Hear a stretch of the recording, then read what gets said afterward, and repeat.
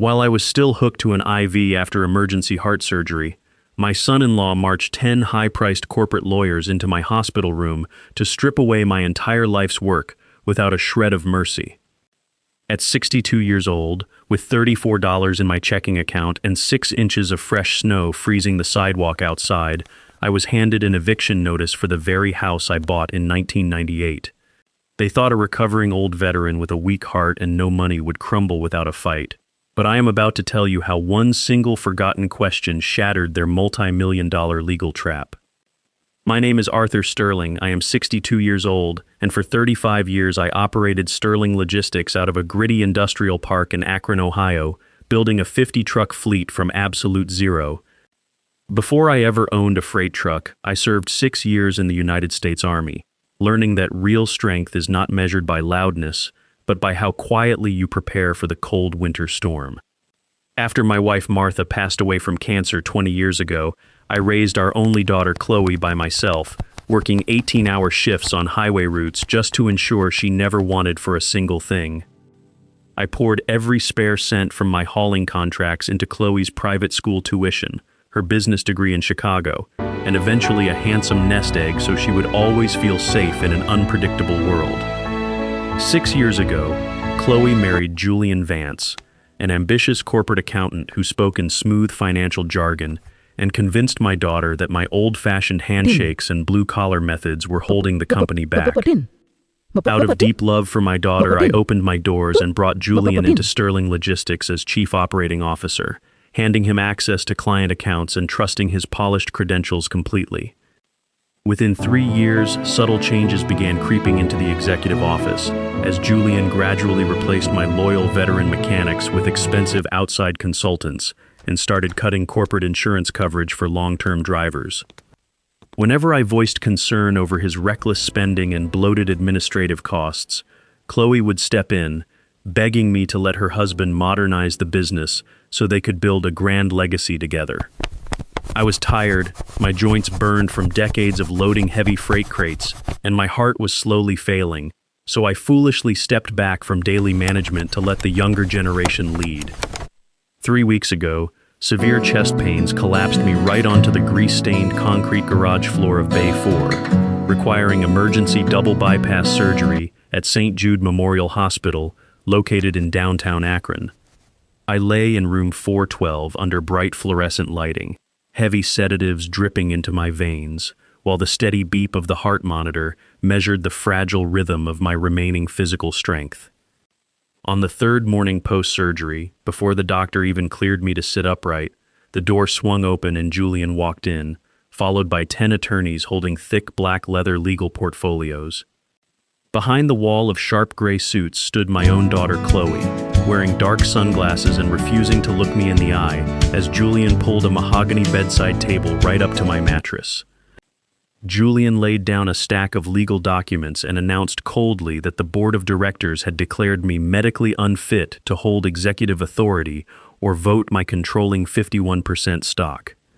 Lead counsel Arthur Pendleton stepped forward, stating that if I refused to sign over my shares and personal property immediately, they would sue my estate for corporate negligence and seize my pension. My head was swimming from pain medication, my eyesight blurred, and when I looked at Chloe for help, she merely whispered that signing was best for everyone so the company wouldn't lose market value. Before I fully grasped the fine print, Julian guided my trembling hand across 6 signature lines, transferring not just my controlling stock, but the title to my brick home on Elm Street. 48 hours later, the hospital administration abruptly discharged me because my corporate health insurance had been canceled by Julian's Human Resources Department without a single word of notice to me. I walked out into the freezing November wind wearing only my faded flannel shirt, sweatpants, and a thin hospital jacket, carrying my belongings inside a clear plastic bag provided by the floor nurse. With nowhere left to go, I spent my last $20 on a taxi to Chloe's gated 4-acre estate in Bath Township, hoping my own blood would show a spark of mercy. I knocked on the heavy oak door as freezing rain began to pelt my bare neck, waiting 5 agonizing minutes until Chloe opened it just a crack, holding a steaming mug of expensive coffee. I asked my daughter if I could sleep in her guest bedroom for just 2 weeks until my surgical incision healed and I could find a modest apartment near the city bus line. Chloe spat out that Julian's high-profile business associates were coming over for dinner, and having a sickly, disheveled old man staying in the house would ruin their family's carefully crafted social image. She pushed a single crisp $100 bill into my frozen hand, told me to find a cheap highway motel near the interstate, and shut the heavy door before I could even reply. Standing on the wet cobblestone driveway, I let that $100 bill slip from my numb fingers into the mud, realizing that the child I had protected for 30 years was completely gone. I shuffled 3 miles down County Road 14 toward the old abandoned storage yard behind my former maintenance shop, where my original 1998 Ford F-150 work truck still sat parked. I climbed into the rusted cab, pulled an oil-stained canvas tarp over my shivering shoulders, and listened to the icy rain hammer against the cracked windshield, all through the dark, freezing night. Every breath hurt my healing chest, but as I clutched the military dog tags hanging beneath my shirt, a quiet, cold clarity settled over my mind, replacing despair with unyielding discipline. At 6:30 the following morning, the sound of boots stepping through wet gravel startled me awake, followed by 3 sharp, rhythmic knocks on the driver's side window of the truck. I rolled down the glass to see Evelyn Vance, my 70-year-old retired executive secretary who had managed my office paperwork for 3 decades before Julian forced her into early retirement last year. Evelyn was holding a thermos of hot black coffee and a thick, yellowed leather binder tied with red string, her face pale, but her sharp blue eyes burning with fierce determination. She told me she had spent the entire night searching through her home basement archives because she remembered a very specific board meeting we held together back in October of 1994. Inside that yellowed leather folder was an original, certified duplicate of the 1994 Sterling Logistics founding charter, stamped with a gold wax seal by retired federal judge Richard Miller. Evelyn turned to page 27 and pointed her trembling finger at Article 14, a confidential asset trust clause that my late wife Martha insisted we insert when we first incorporated. Article 14 stipulated that if any external force or greedy family member attempted an unearned hostile takeover during the founder's lifetime, all voting shares would instantly convert into non-transferable corporate debt. Evelyn also handed me a court summons showing that Julian and his 10 lawyers were holding an emergency judicial ratification hearing at 10 o'clock that very morning at the Summit County Courthouse. I drank the hot coffee, washed my face at an outdoor spigot, brushed the grease from my old suit coat, and walked toward the county courthouse alongside the woman who saved my life. At 9:45 sharp, we walked into courtroom 4B, where Julian, Chloe, and their whole army of 10 immaculate corporate attorneys were already seated behind the velvet barrier, grinning with total confidence. When Julian saw me enter in my wrinkled coat, he leaned back in his leather chair and whispered loudly to his legal team that the old homeless veteran had come to beg for scraps. Presiding Judge Marcus Vane adjusted his reading glasses, straightened his black robe, and called the matter of Sterling Logistics restructuring to order, asking if the founder had any legal representation present. I walked slowly past the bar, stood squarely at the wooden podium without a single lawyer by my side, and placed my worn military dog tags next to the court microphone. Lead attorney Pendleton stood up confidently, delivering a 15-minute opening speech claiming my signed corporate surrender documents were completely binding, legal, and executed under sound mind and proper corporate governance. Pendleton even called Chloe to the stand, where my daughter swore under oath that I was mentally incompetent and that taking full control of my assets was an act of mercy. Judge Vane looked down at me with pity in his eyes and asked if I had any formal written objection or legal motion to present before he signed the final forfeiture order. I cleared my throat, looked directly into the eyes of all 10 high-priced corporate lawyers sitting across from me, and asked one single, quiet question regarding the provisions of Article 14. I asked out loud, "Has this honorable court verified whether the 1994 founding irrevocable trust clause was formally dissolved by federal Judge Miller before these transfer papers were drafted?" The exact moment those words left my mouth, lead attorney Pendleton froze right in his tracks, his gold pen slipping from his fingers as his face turned entirely drained of color. All 10 corporate lawyers suddenly began panicking at the table, furiously flipping through hundreds of legal pages in their leather briefs, searching for a document they had never bothered to read. Judge Vane frowned heavily, banged his wooden gavel twice on the bench, and ordered Pendleton to immediately produce the original corporate founding charter with all registered federal trust amendments attached. I stepped forward calmly and handed Evelyn's yellowed leather binder directly to the uniformed court bailiff, who carried it up to the judicial bench for Judge Vane's immediate personal examination. For 3 excruciating minutes, absolute silence filled Courtroom 4B, as presiding Judge Marcus Vane carefully reviewed the gold-sealed federal document and read the binding conditions of Article 14 out loud. Article 14 explicitly stated that any illegal transfer of company stock executed under duress or medical distress automatically triggered an immediate, irreversible liquidation of all voting rights across the board. Furthermore, any outside party attempting such a fraudulent transfer personally assumed full financial liability for 35 years of back operational taxes, total company debt, and pending federal freight audit claims. Julian's arrogant smile vanished instantly as he realized that by forcing me to sign those papers, he hadn't stolen a lucrative empire, but had personally taken on $14 million in debt. Chloe began trembling in her seat, realizing that every luxury asset, including her Bath Township estate, had been pledged as collateral under Julian's fraudulent corporate filing from 3 days prior. Before Pendleton could utter a single word of legal defense, 2 federal agents from the Department of Transportation Inspector General's office stepped through the heavy double oak doors at the back. Special Agent Harrison announced to the assembled court that Julian had been under active federal wiretap surveillance for 9 full months regarding illegal offshore bank transfers and forged shipping manifest logs. The federal agents revealed that Julian had planned to strip Sterling Logistics of all physical assets, declare fraudulent bankruptcy, and leave 80 loyal truck drivers without pensions or severance pay. Presiding Judge Vane slammed his heavy wooden gavel down with tremendous force, declaring every single document signed in my hospital room completely null, void, and tainted by severe criminal coercion.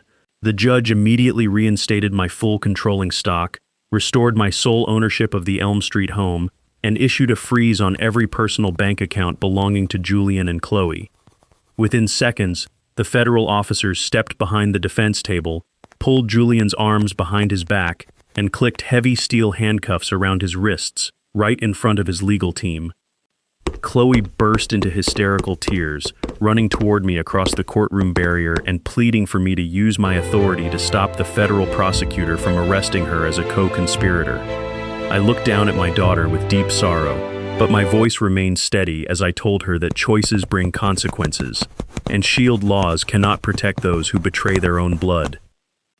All 10 corporate lawyers quickly packed up their leather briefcases, quietly exited the courtroom through the side door, and refused to answer a single question from the gathered local reporters. I walked out of the Summit County Courthouse side by side with Evelyn, leaving behind 35 years of betrayal while feeling the warm morning sunlight hit my face for the first time. By noon, I was back at the main terminal in Akron, where 80 mechanics and truck drivers gathered in the repair bay, cheering loudly as I stepped back into my original office chair. My very first official act as founder was appointing Evelyn Vance as Vice President of Operations, granting her full executive authority and doubling the retirement pensions of every veteran employee. I instructed our new legal counsel to permanently place 60% of company profits into an irrevocable employee-owned trust, ensuring no greedy family member could ever threaten their livelihoods again. That evening, I returned to my quiet brick house on Elm Street, built a warm fire in the living room hearth, and threw away every remnant of Julian's corporate paperwork. 3 months later, Julian was sentenced to 9 years in federal prison for wire fraud, while Chloe lost her mansion to foreclosure and was forced to work as an entry-level clerk. I learned that true wealth is not found in grand mansions or corporate titles, but in the quiet honor of your work and the unyielding dignity that stays with you in the darkest storm. Standing in the quiet garage among the rumble of heavy engines, I knew that though my body was weathered, my heart was stronger and more at peace than it had ever been. The very next morning, I walked back into the central executive office at our Akron freight terminal to audit the financial ledgers that Julian's fraudulent administrative team had left in total, chaotic disarray. My very first phone call was to Chief Mechanic Hank Jenkins, who had been wrongfully terminated by Julian 2 months earlier for refusing to approve unsafe freight trucks with completely failing hydraulic brake systems. I reinstated Hank on the spot with full back pay, restoring strict safety protocols across all 50 semi-trucks and ensuring that our loyal drivers were fully protected while hauling cargo on the open highway. While digging through the computer records, Evelyn discovered that Julian had secretly funneled $400,000 from the driver pension fund into an obscure, untraceable corporate shell company registered in Wilmington, Delaware. I immediately contacted local bank president Howard Vance to freeze the suspicious offshore accounts right away and initiate a full legal recovery of the stolen retirement funds for our deserving veteran workers. Later that afternoon, Chloe's high-priced defense attorney arrived unannounced at my office, offering a substantial private financial settlement if I agreed to drop all criminal and civil fraud claims against my daughter. I rejected his offer without a single second of hesitation, telling the attorney that true moral accountability cannot be bought with dirty money or quietly swept under the rug through comfortable legal arrangements. By Wednesday morning, senior officials from the Department of Transportation Inspector General Office arrived at our main terminal garage to begin a comprehensive federal audit of our entire company compliance and safety records. Evelyn and I cooperated fully with lead investigator Harrison, providing 35 years of pristine maintenance logs, federal tax filings, and original corporate meeting minutes without attempting to hide a single detail. The thorough federal audit quickly revealed that Julian had been secretly conspiring with Vanguard Freight, our main regional corporate competitor, to intentionally tank our stock value and force a cheap, predatory buyout. In exchange for sabotaging Sterling Logistics from the inside, Vanguard Chief Executive Marcus Thorne had promised Julian a secret $3 million cash payout once the hostile corporate takeover was completely finalized. We handed the encrypted email records directly over to the United States Attorney, expanding the federal criminal investigation to include corporate espionage and systemic racketeering charges against all involved Vanguard executives. I called a mandatory all-hands meeting in the Central Repair Bay, gathering all 80 freight drivers and shop mechanics to personally promise them that not a single job would be lost under my watch. I announced the immediate creation of the Martha Sterling Emergency Relief Fund, ensuring that every company employee faced with severe medical hardship would receive complete financial backing directly from corporate reserves. That evening, my personal cell phone rang with a collect call from the Summit County Jail, where Chloe was weeping hysterically, begging me to post her $50,000 cash bail before nightfall. As I listened to her sobbing over the static wire, I remembered how my late wife Martha had worked exhausting double shifts while battling terminal cancer just to pay for Chloe's private college tuition. I quietly told my daughter that she had traded her family's decades of honor for artificial luxury, and that sitting in a cold jail cell might finally teach her the true value of truth. I refused to pay a single dollar toward her bail release, knowing that enabling her entitled cruelty any longer would only deepen the terrible moral corruption that had completely ruined her character and life. 48 hours later, the local county land registry officially voided the fraudulent property deed transfer, returning full legal ownership of the Bath Township luxury estate directly back to my name. I listed the gated 4-acre property on the commercial market immediately, directing every single penny of the eventual $3 million sale price directly into our driver pension fund and healthcare trust. 2 weeks later, I traveled to the federal courthouse in downtown Cleveland to deliver my formal sworn deposition before the grand jury investigating Julian's widespread corporate financial crimes and tax fraud. I sat directly across the stainless steel conference table from Julian, who was wearing a bright orange inmate jumpsuit and heavy wrist restraints while flanked by 2 armed federal marshals. Julian desperately tried to blame my daughter for the entire criminal scheme, claiming under oath that Chloe had relentlessly pressured him into taking over the company to maintain her lavish lifestyle. I produced 30 secret offshore bank transfers proving that Julian had been embezzling company funds long before he ever married Chloe, thoroughly exposing his pathetic attempts to shift total blame onto his wife. Special Prosecutor Sarah Jenkins warmly thanked me for my incredible composure and thorough documentation, stating that Evelyn's meticulous record-keeping had built an absolutely airtight criminal prosecution case for the federal government. When I finally returned home to my quiet brick house on Elm Street, my lifelong neighbors gathered on the front lawn to welcome me back with warm home-cooked meals and hand-painted banners. Sitting on my front porch that calm evening, I watched the sunset cast a warm golden glow across the quiet suburban street, feeling a profound, deep sense of emotional relief wash over me. Evelyn stopped by with the monthly financial reports, showing that our total freight shipping volume had surged by 20% as former clients rushed back to support our fully reclaimed logistics company. Major industrial manufacturing companies across northern Ohio eagerly renewed their freight contracts after learning that the rightful founder was back at the helm running daily operations with genuine blue-collar integrity. I signed a historic 10-year freight shipping contract with Ohio Steelworks, guaranteeing steady daily work, competitive hourly wages, and full health coverage for all 80 drivers through 2036.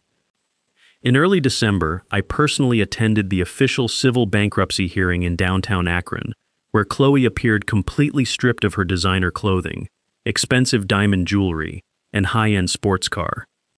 The presiding bankruptcy judge ordered the complete liquidation of all Julian's personal assets, including his private luxury yacht and investment stock portfolio, to satisfy outstanding corporate debts owed to our workers. Chloe looked toward my seat in the court gallery, her eyes filled with hollow shame and silent desperation as the federal judge systematically stripped away the very last remnants of her unearned wealth. During a brief court recess, I agreed to meet with Chloe in a private conference room under the direct supervision of her court-appointed public defender for a frank, deeply emotional conversation. She sobbed uncontrollably, swearing on her mother's memory that Julian had brainwashed her with promises of endless corporate status and begging me to give her a second chance at being my daughter. I held her trembling hands gently but firmly, reminding her that she had stood completely silent in my hospital room while 10 cold corporate lawyers threatened to leave her sick father penniless. I clearly explained that while my heart held no bitter hatred toward her, true family forgiveness required genuine repentance, hard daily labor, and living without the crutch of unearned financial privilege. I established a strict, supervised educational trust that provided Chloe with modest rental assistance, strictly contingent upon her maintaining steady employment and completing 200 hours of mandatory community service. Chloe accepted the strict court terms through her tears, finally realizing that her days of living off my hard sweat without offering anything in return were now permanently and irrevocably over. I walked out of the Summit County Courthouse into the crisp winter air, feeling entirely confident that I had balanced absolute legal justice with fatherly mercy in handling my daughter's uncertain future. Just before Christmas, federal marshals executed official arrest warrants for CEO Marcus Thorne and 3 high-ranking corporate executives at Vanguard Freight for their active roles in the criminal racketeering conspiracy. Facing overwhelming documentary evidence and federal wiretaps, Vanguard Freight agreed to pay a $6 million civil settlement directly to Sterling Logistics to avoid a public criminal trial that would destroy them. I deposited the entire $6 million settlement directly into our employee stock ownership plan, officially granting our working drivers and shop mechanics majority voting ownership of the company they had built together. We celebrated our total victory with a massive holiday dinner at the local American Legion Hall, bringing together 80 working families to give sincere thanks for our company's miraculous moral restoration. Chief Mechanic Hank Jenkins stood up before the crowded hall, raising his glass to toast old-fashioned work ethics and thanking me for standing tall when 10 greedy lawyers tried to destroy us. I presented Evelyn Vance with a Lifetime Executive Achievement plaque and a guaranteed pension, ensuring she would be cared for with absolute comfort and dignity for the rest of her days. The following week, I visited St. Jude Hospital for my official post-surgery checkup, where my lead cardiologist examined my chest and declared my heart recovery nothing short of a medical miracle. Dr. Reynolds smiled warmly and remarked that standing up for justice and protecting my working people had given my physical body a renewed will to live and a remarkably stronger heart. I drove my fully restored 1998 Ford F-150 work truck through the industrial park, admiring the sleek blue semi-trucks bearing the Sterling Logistics emblem lined up in neat rows. Seeing those freight trucks ready for the morning haul reminded me that honest physical labor built this great country, and no smooth-talking corporate thief could ever steal our blue-collar foundation. In late January, I returned to the federal courthouse for Julian Vance's official criminal sentencing hearing before United States District Court Judge Elizabeth Montgomery in the main downtown Cleveland Judicial Center. I took the witness stand to deliver my formal victim impact statement, speaking calmly and clearly about the grave economic danger Julian's unrestrained greed had posed to 80 innocent working-class families. I told the assembled court that I sought no personal revenge against my former son-in-law, only equal justice under the federal law for the serious criminal statutes he had willfully broken. Judge Montgomery sentenced Julian to 12 long years in federal prison without eligibility for early parole, ordering him to pay $5 million in immediate court restitution to our pension fund. Julian was led away in heavy steel chains, looking utterly defeated and broken as his expensive corporate legal team packed up their briefcases and quickly departed without saying a single word. Chloe sat completely alone in the back row of the quiet courtroom, weeping silently as she witnessed the final, tragic collapse of her husband's ruthless ambition and dirty financial empire. I walked out into the cold January snow with a completely quiet mind, knowing that the American legal system had finally held the corrupt accountable for their selfish actions against my family.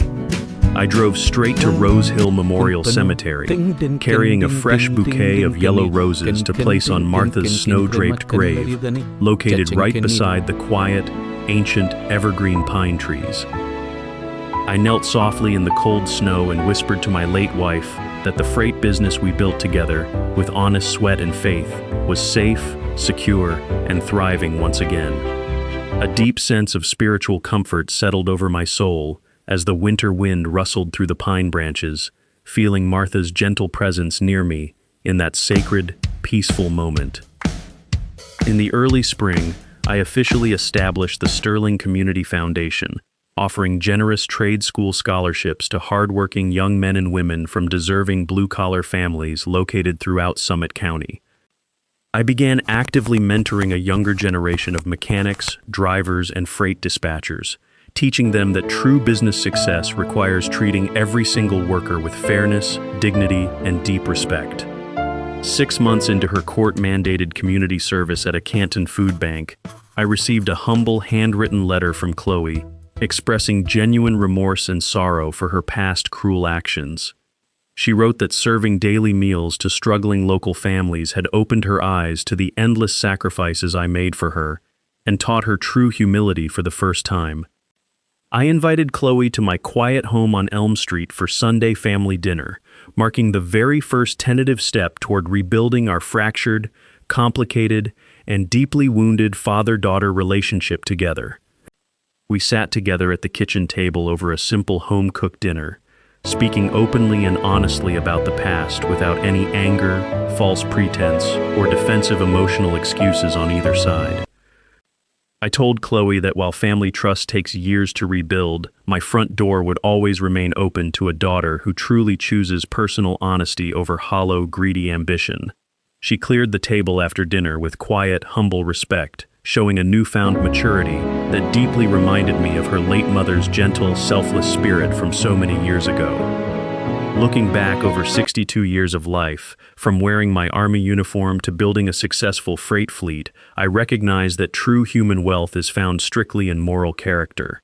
Life will inevitably test your resolve with bitter betrayals and dark, cold winters, but standing firm on absolute truth and moral integrity will always carry you safely through the storm. I formally transferred full operational leadership of Sterling Logistics over to Evelyn and the elected employee council, completely confident that our core corporate values were now permanently and safely secured. Now, I spend my quiet retirement evenings resting peacefully on my front porch on Elm Street, listening to the soft, rhythmic rustle of green oak leaves in the gentle breeze. I hold Martha's silver wedding ring tightly in my hand tonight, knowing that our lifelong sacrifices were never in vain, and that our family legacy stands remarkably strong and unshakable. When 10 arrogant corporate lawyers tried to destroy my life with fancy legal trickery, one single forgotten charter clause, grounded in absolute truth, completely shattered their entire greedy, corrupt empire. My name is Arthur Sterling, a proud veteran, loving father, and company founder, and I am living proof that honor, integrity, and truth will always prevail in the very end.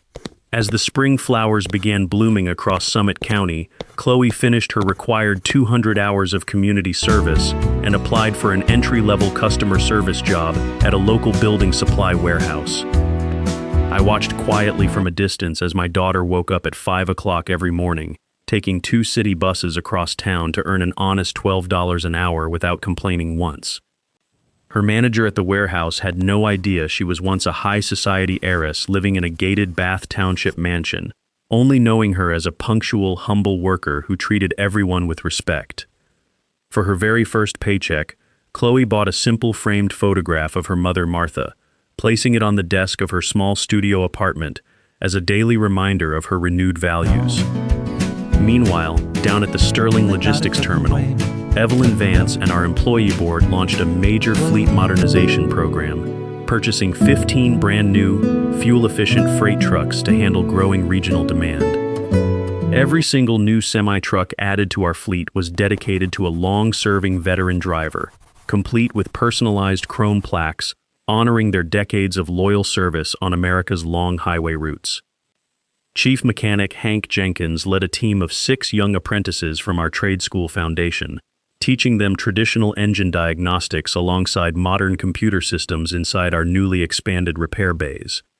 In early May, a sudden legal complication arose when Julian's high-priced appellate attorneys filed a surprise post-conviction motion in federal court, attempting to reverse the asset forfeiture order regarding the company trust. Julian claimed from his cell in the federal penitentiary that he had been subjected to selective prosecution and that the original 1994 charter clause was somehow unconstitutional under modern corporate law. Special Prosecutor Sarah Jenkins called Evelyn and me into her Cleveland office, assuring us that the government was fully prepared to dismantle Julian's desperate legal appeal before Judge Montgomery even held a hearing. To our surprise, Chloe voluntarily offered to testify for the prosecution against her former husband, submitting a sworn 50-page affidavit that exposed every secret document Julian had hidden from federal tax auditors. When Julian's appellate attorneys read Chloe's devastating affidavit detailing his systematic offshore bank transfers, they immediately withdrew their motion, realizing that further legal maneuvering would only extend Julian's prison sentence. That evening, Chloe came over to my brick house on Elm Street, carrying a container of homemade chicken soup made from her late mother Martha's original family recipe book. We sat together on the back porch listening to the crickets in the yard, talking about her mother's quiet wisdom and how Martha always believed that people could find redemption after hitting rock bottom. I handed Chloe the key to her mother's old 1996 sedan, which I had personally restored in the garage, telling her that honest transportation was the first reward for her genuine hard work. Tears welled up in her eyes as she wrapped her arms around my neck, thanking me not for money or status, but for holding her accountable when she had completely lost her moral compass. By mid-June, our employee-owned logistics company achieved the highest safety rating in the state of Ohio, earning an official commendation from the United States Department of Transportation Inspector General Office. To celebrate 35 years of business resilience, Evelyn organized an open house anniversary celebration at our main freight terminal, inviting retired drivers, local civic leaders, and neighborhood families from across Summit County. Over 300 people filled the freshly painted maintenance bay, where a large brass plaque was unveiled, officially naming the facility the Martha Sterling Memorial Freight Terminal, in honor of my late wife. Presiding Judge Marcus Vane attended as a guest of honor, stepping up to the microphone to praise our workers for proving that corporate integrity and blue-collar honor still mean something in modern America. When Evelyn called me up to the podium to speak, the entire room erupted in a standing ovation that lasted for 3 full minutes, bringing warm tears to my eyes as I looked at my crew. I stood before those 80 hardworking families and reminded them that Sterling Logistics belonged to them, built by decades of early mornings, greasy hands, and an unshakable commitment to doing things right. I officially announced that 60% of company shares were now permanently locked in the employee trust, ensuring that no outside corporate predator could ever buy, sell, or dismantle our company again. Later that week, a representative from the state prison system contacted our legal team to inform us that Julian had been stripped of his prison privileges after attempting to run an illegal contraband ring inside. His 12-year federal sentence was extended by an additional 4 years, ensuring that the man who tried to destroy my life would remain behind steel bars until well into his 50s. Hearing that news, I felt no joy or malice, only a solemn realization that a man who lives by deception will always construct his own prison, whether behind stone walls or inside his own mind. By late summer, Chloe received a well-deserved promotion at the building supply warehouse, moving up to assistant inventory manager after proving her exceptional organizational skills and reliable work ethic to her employers. She moved into a modest 2-bedroom apartment near Elm Street, taking pride in paying her own rent, buying her own groceries, and building a life grounded in independence rather than unearned luxury. On Sunday afternoons, Chloe joined me in the backyard garden, helping me weed the tomato patches and plant new rose bushes right along the wooden fence line where her mother used to sit. We spoke openly about the future, planning how our family foundation could expand its vocational scholarship program to help single mothers obtain technical certifications in logistics, welding, and diesel mechanics. In September, the first class of 12 foundation scholarship recipients graduated from Summit Technical College, with every single graduate receiving a guaranteed job offer at Sterling Logistics or our regional partner companies. Among the graduates was a 22-year-old veteran named Marcus Hayes, who reminded me so much of myself 40 years ago when I first returned from military service with big dreams and empty pockets. I personally handed Marcus the keys to his first freight truck, telling him that as long as he kept his word and respected his rig, this company would always have his back. As autumn leaves began to turn brilliant red and gold across Ohio, I took a peaceful long-distance road trip in my restored Ford F-150, visiting old truck stops along Interstate 76. Retired drivers who had hauled freight with me back in the 1980s greeted me with warm handshakes and strong coffee, recalling the hard winter routes we survived together in our younger days. Those quiet conversations along the highway reminded me that the true measure of a man's life is not recorded in corporate bank accounts, but in the respect he earns from those who walked the road with him. When October arrived, marking 1 full year since my double bypass surgery, Dr. Reynolds performed a complete cardiac examination and gave me a totally clean bill of physical health. He told me that my heart was pumping as strongly as a man 20 years younger, marveling at how stress reduction, purposeful work, and family reconciliation had transformed my physical condition. That evening, Evelyn Vance, Hank Jenkins, and Chloe gathered at my Elm Street house for a quiet dinner, celebrating 1 year of justice, recovery, and restored peace after the darkest storm of our lives. Evelyn presented me with a leather-bound history book containing photos, newspaper clippings, and charter documents spanning 35 years of Sterling Logistics, beautifully documenting our journey from 2 trucks to an employee-owned legacy. As I flipped through the yellowed pages, I stopped at the copy of Article 14, the single confidential charter clause that had saved our company and brought 10 corrupt corporate lawyers down to their knees. I realized that when Martha and I drafted that protective clause back in 1994, we were guided by a quiet foresight that truth and preparation will always withstand greedy betrayal. The following morning, I walked down to the Akron City Clerk's office to to file the final paperwork establishing the Martha Sterling Perpetual Trust, permanently funding our employee health clinics for generations to come. With every legal detail settled and every employee protected, I felt a deep, profound sense of duty fulfilled, knowing that my life's work was shielded against any future corporate greed or corruption. I officially retired from my role as executive chairman, handing full governance over to Evelyn and our elected 5-member employee board, while remaining as an advisory board member whenever they needed wisdom. The transition was seamless and joyful, as 80 mechanics and drivers celebrated the official transfer of power with a big outdoor barbecue in the terminal parking lot under clear blue skies. Chloe stood beside me at the grill, flipping burgers and laughing with the mechanics' wives, completely transformed from the entitled woman who had once locked her own father out in the freezing rain.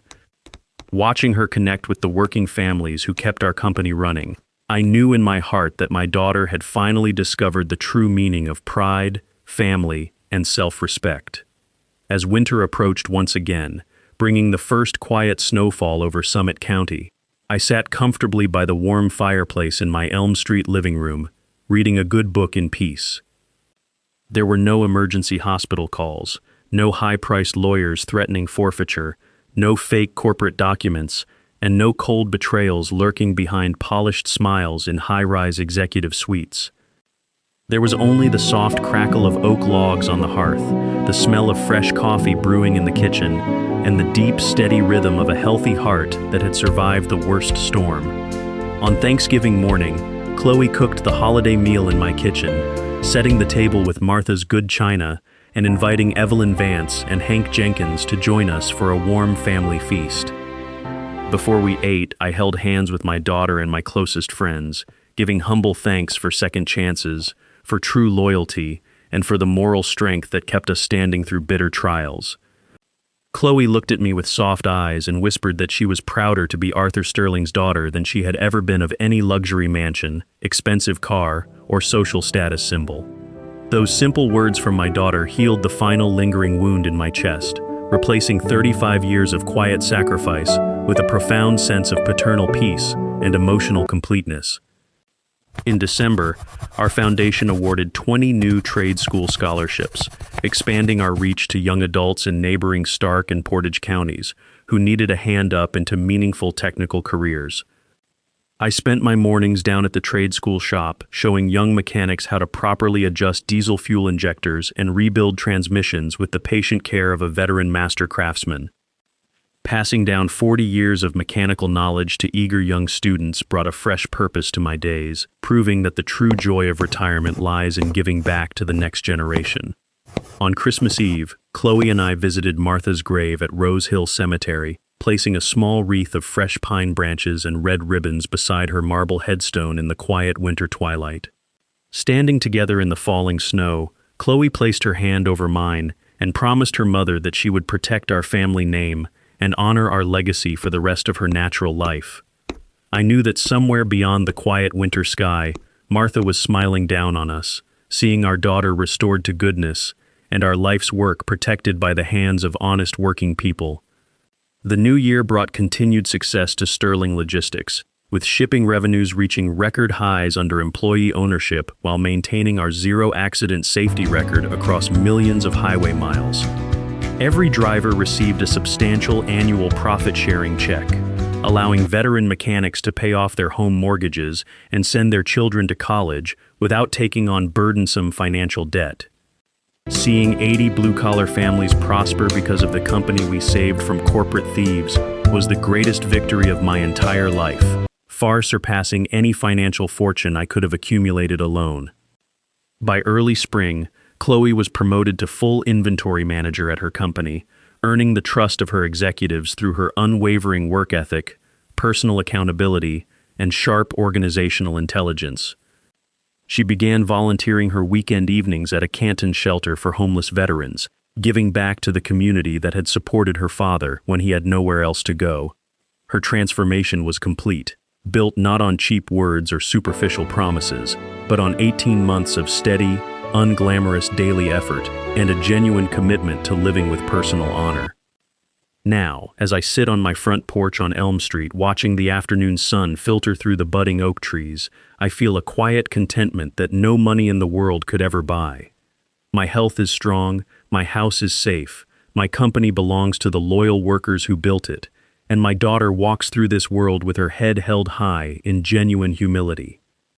When 10 high-priced corporate lawyers marched into my hospital room thinking they could crush a week-old veteran, they saw only an easy target with $34 in his bank account. They did not see the 35 years of honest sweat, the loyal secretary who kept every file, or the quiet foresight of a late wife who helped write Article 14 into our founding charter. They learned the hard way that clever legal trickery and arrogance can never stand against a foundation built on absolute truth, strategic preparation, and the unyielding dignity of an honest man. I hold Martha's silver wedding ring tightly in my palm tonight, looking out over the quiet street where I raised my family and lived my life with clean hands and a clear conscience. Life may bring cold winter storms and bitter betrayals when you least expect them, but if you stand firm on truth and honor, light and justice will always break through the darkness. My name is Arthur Sterling, a veteran, founder, and proud father, and I am living proof that love, truth, and dignity will always overcome the greatest greedy betrayal in the end.